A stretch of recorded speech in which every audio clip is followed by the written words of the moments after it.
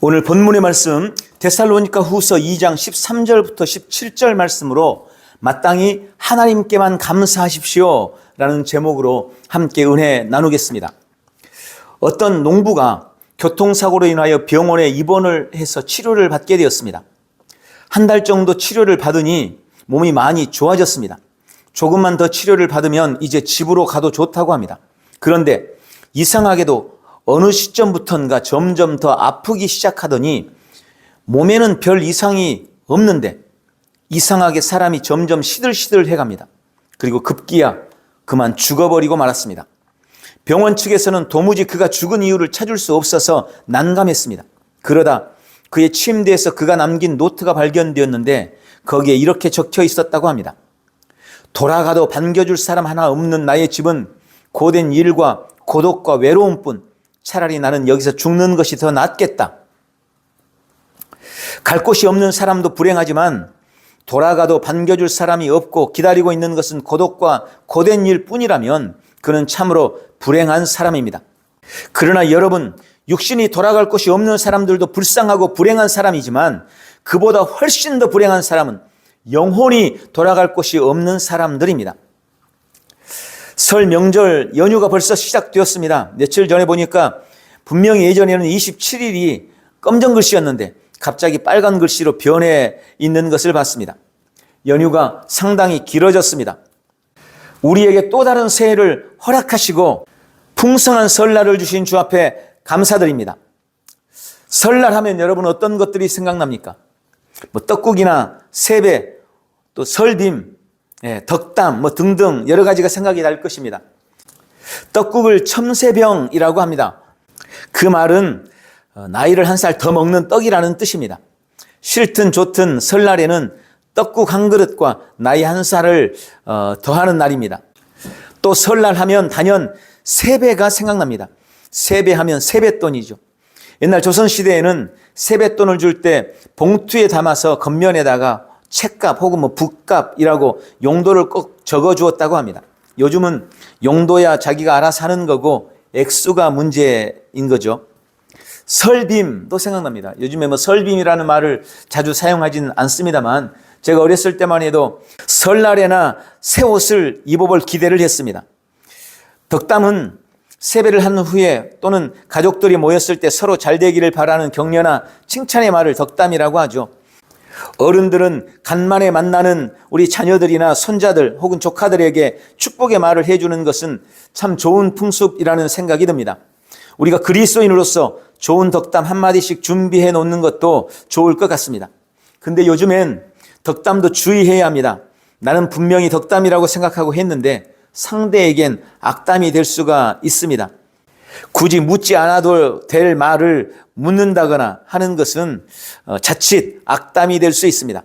그런데 우리 그리스도인들에게 명절은 마냥 좋게만 보낼 수 없는 날이기도 합니다. 가족들이 믿지 않는다면 더욱 그렇습니다. 가장 큰 문제는 제사나 차례 때문일 것입니다. 성도에게 제사 문제는 크게는 두 가지 때문입니다. 하나는 나는 믿는 사람인데 나 외에 믿는 사람이 아무도 없을 때 참 난감하죠. 어쩔 수 없이 제사에 참여했는데 그것이 정말 우상 숭배인가 하는 그런 고민을 하게 됩니다. 또 하나는 제사를 우상 숭배로 여겨서 우상을 숭배하지 않기 위해서 집안 어른이나 친척들과 척을 지고 다투며 또 불화한 경우 그것이 정말 그리스도인으로서 바른 모습인가 하는 그런 고민을 하게 됩니다. 보통 설날이나 추석 때 하는 차례나 제사는 세 가지 측면을 가지고 있습니다.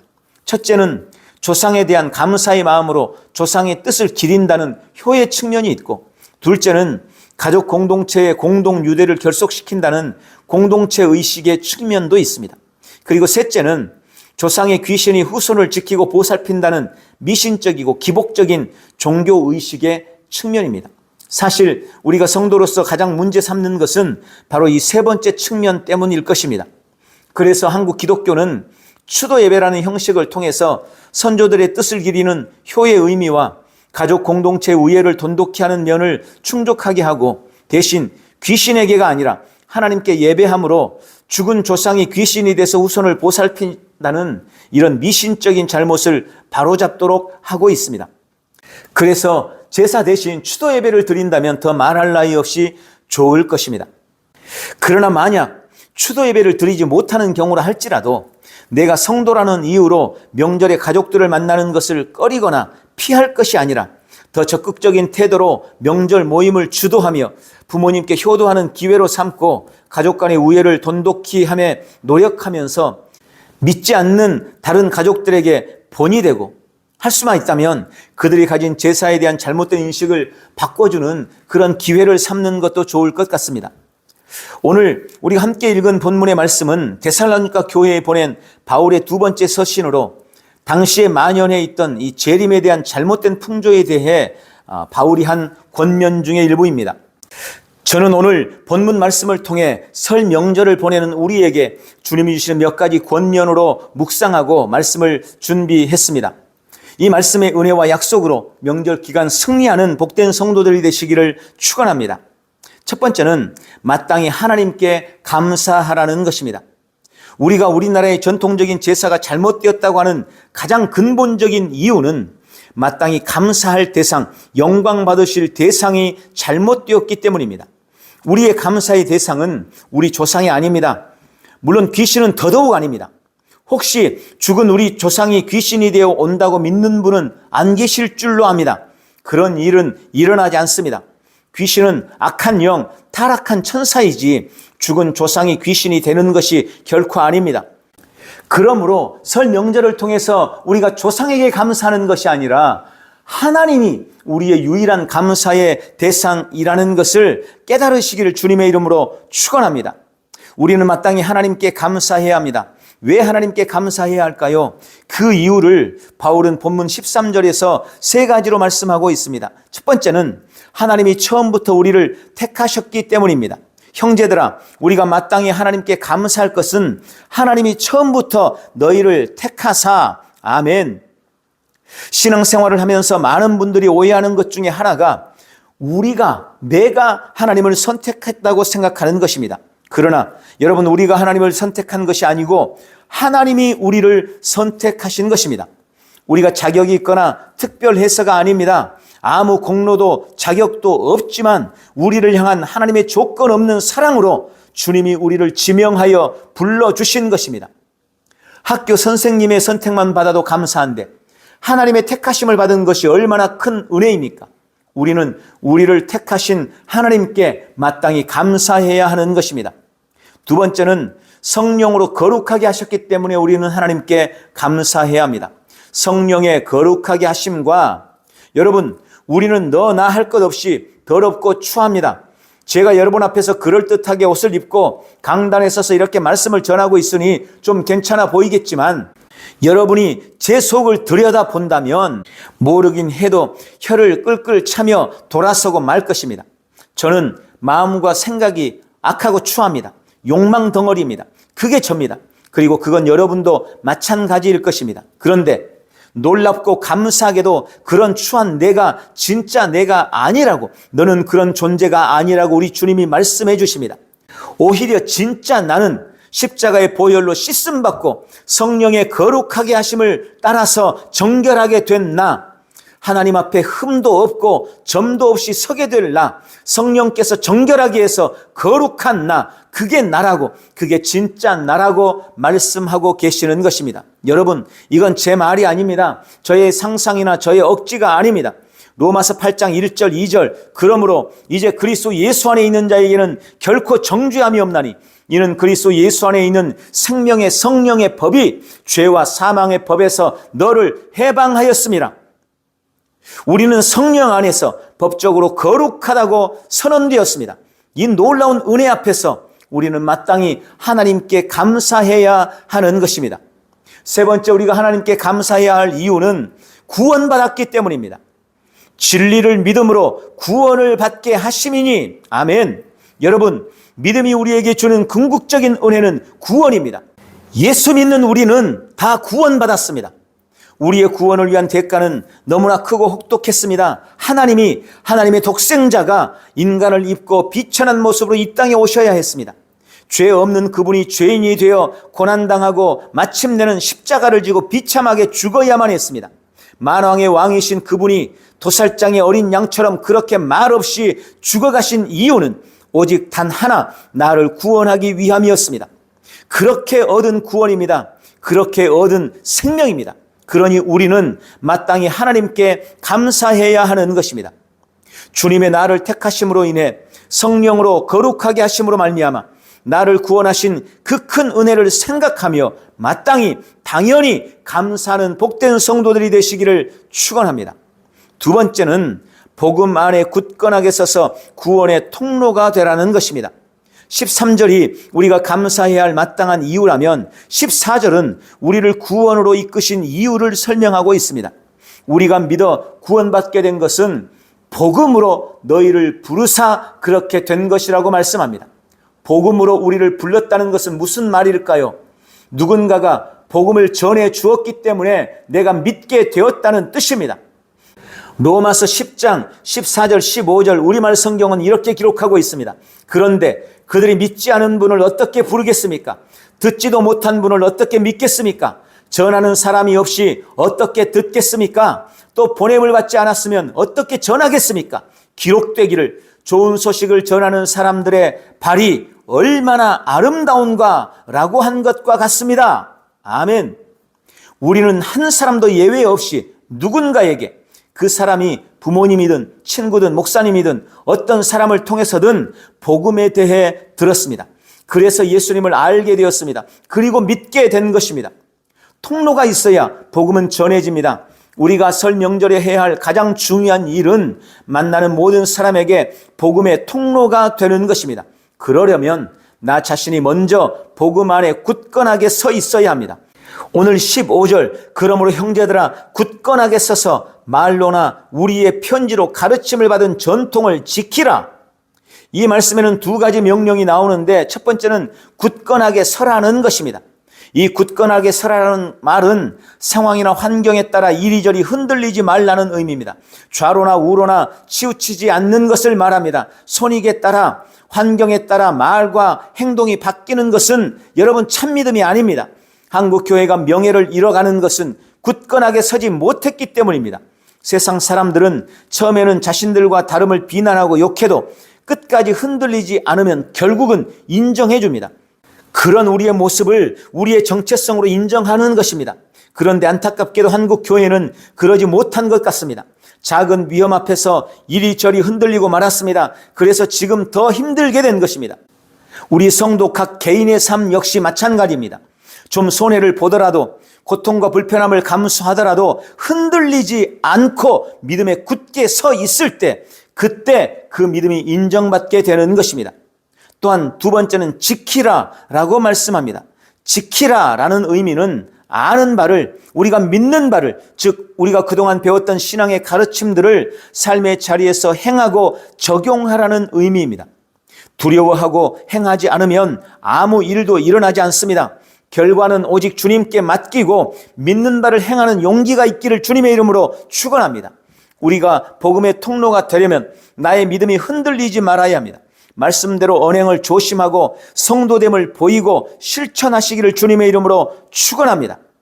안 믿는 사람들이 뭔가 거창하고 대단한 스토리를 듣고 복음을 알게 되는 것이 결코 아닙니다. 믿음을 가진 우리의 일상적인 모습을 보고 예수님과 교회를 평가하는 것입니다. 복음을 굳건하게 지키는 사람은 삶의 자리에서 그리스도의 향기를 바라는 사람입니다. 복음 안에 굳건하게 서서 성도됨을 지킴으로 나를 복음의 통로로 사용하시려는 하나님의 뜻을 이루어 가시기를 예수님의 이름으로 축원합니다. 마지막 세 번째는 주님의 위로를 사모하라는 것입니다. 오늘 본문 16절, 17절은 그 자체로 우리에게 은혜가 됩니다. 우리 주 예수 그리스도와 우리를 사랑하시고 영원한 위로와 좋은 소망을 은혜로 주신 하나님 우리 아버지께서 너희 마음을 위로하시고 모든 선한 일과 말에 굳건하게 하시기를 원하노라. 이번 명절을 보내면서 오늘 이 말씀의 은혜가 여러분의 삶이 함께 하시기를 바랍니다. 16절에 바울은 하나님 아버지를 이렇게 소개합니다. 첫째, 우리를 사랑하시는 하나님. 하나님은 우리를 사랑하시는 하나님이십니다. 어떤 순간에도 이 사실을 잊지 않으시기 바랍니다. 하나님이 여러분을 사랑하십니다. 두 번째, 영원한 위로를 주시는 하나님이라고 소개합니다. 주님은 우리를 위로하십니다. 인생의 고난과 아픔의 순간에 길을 잃고 헤매거나 고독에 몸부림칠 때, 실패하여 낙심하고 있을 때도 주님은 우리를 위로하십니다. 그런데 많은 사람들이 그 주님의 위로를 누리지 못합니다. 이유는 간단합니다. 주님께 귀 기울이지 않기 때문입니다. 조금만 더 주님께 귀 기울이셔서 하나님의 위로를 범사에 누리시기 축원합니다. 세 번째는 좋은 소망을 주시는 하나님이라고 소개하고 있습니다. 어떤 순간에도 주님은 우리를 향한 선하신 계획을 가지고 계시고 참 소망을 주시는 분이심을 믿으시기 바랍니다. 너희를 향한 나의 생각은 내가 아나니 재앙이 아니라 평안이니라. 그래서 우리가 주님을 바르게 인식만 해도 우리의 삶은 달라질 수밖에 없습니다. 현실에 매몰당하여 주님이 주시는 좋은 소망을 놓치지 않으시기를 바랍니다.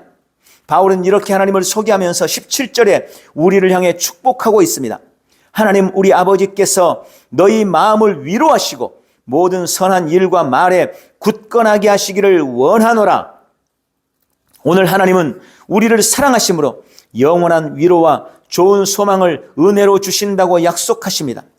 여러분, 우리에겐 끊임없는 하나님의 위로와 복이 필요합니다.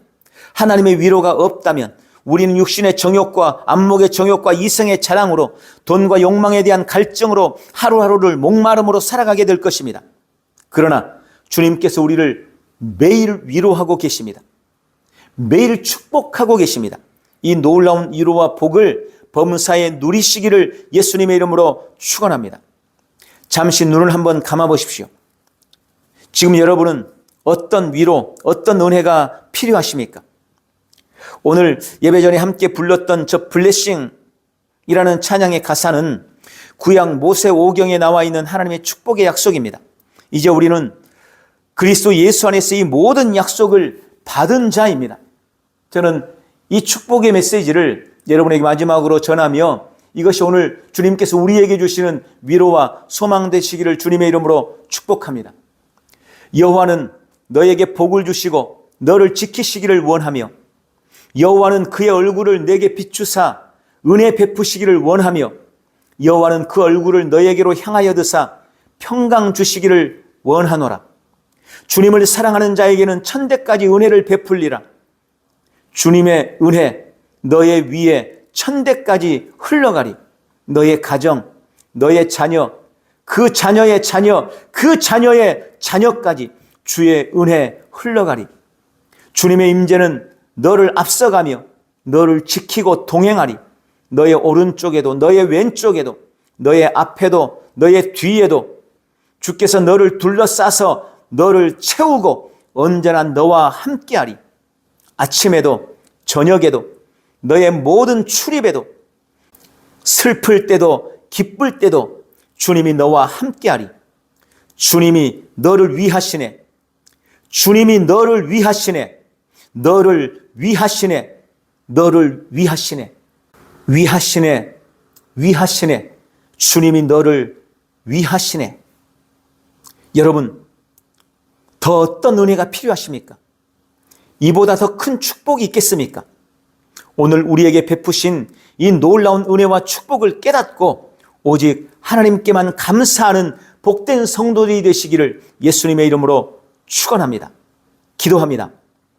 사랑하는 아버지, 나를 사랑하시고 좋은 소망을 주시며 영원한 위로자가 되신 주님을 찬양합니다. 처음부터 나를 택하시고 성령으로 거룩하게 하시며 하나님의 자녀 삼아 영생을 시작하게 하심을 감사합니다. 이제 나는 믿음에 굳건하게 서서 나에게 주신 것들을 굳게 지키며 열방을 향한 구원의 통로가 되기로 결단합니다. 오늘도 나는 나를 사랑하시며 영원한 위로와 소망을 주시는 주님께 무한한 감사와 찬송을 올려드립니다. 예수님의 이름으로 기도합니다. 아멘.